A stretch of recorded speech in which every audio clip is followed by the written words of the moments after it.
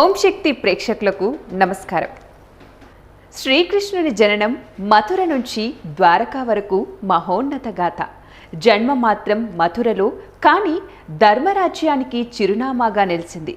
ద్వారక శ్రీకృష్ణుని జీవితం కేవలం ఒక అవతార గాథ కాదు, ధర్మాన్ని స్థాపించిన మహాసందేశం. శ్రీకృష్ణుడు భాద్రపద మాసం కృష్ణపక్ష అష్టమి రోజు రోహిణి నక్షత్రంలో మథుర కారాగరంలో దేవకి వాసుదేవులకు జన్మించాడు. ఆ సమయంలో కంసుని దుర్మార్గ పాలన కొనసాగుతూ ఉండగా ధర్మాన్ని కాపాడేందుకు మహావిష్ణువు కృష్ణావతారం ఎత్తాడని పురాణాలు చెబుతున్నాయి. జననం జరిగిన వెంటనే వసుదేవుడు దివ్య అనుగ్రహంతో శిశువును యమునా నది దాటి గోకులంలోని నంద యశోదల వద్దకు చేర్చారు.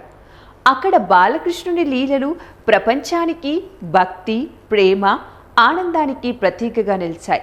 తర్వాత కంస వధ, ధర్మ స్థాపన అనంతరం యాదవుల రక్షణ కోసం సముద్ర తీరంలో అద్భుతమైన నగరమైన ద్వారకను నిర్మించి తన రాజధానిగా చేసుకున్నాడు.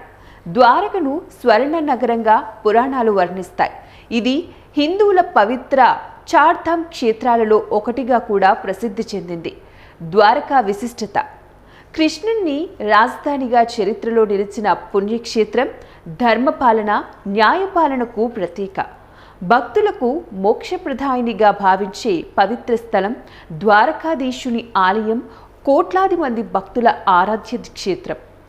శ్రీకృష్ణుని జన్మం మధురలో జరిగినా ఆయన రాజధాని ద్వారక భారతీయ సంస్కృతిలో ధర్మం, భక్తి, ఆదర్శ పాలనకు శాశ్వత చిహ్నంగా నిలిచింది. మధురలో అవతరించిన శ్రీకృష్ణుడు ద్వారకలో ధర్మరాజ్యాన్ని స్థాపించి యుగ యుగాలకు ఆదర్శంగా నిలిచారు. అందుకే శ్రీకృష్ణుని గాథ భారతీయ ఆధ్యాత్మికతకు చిరస్థాయి వెలుగుగా నిలిచింది.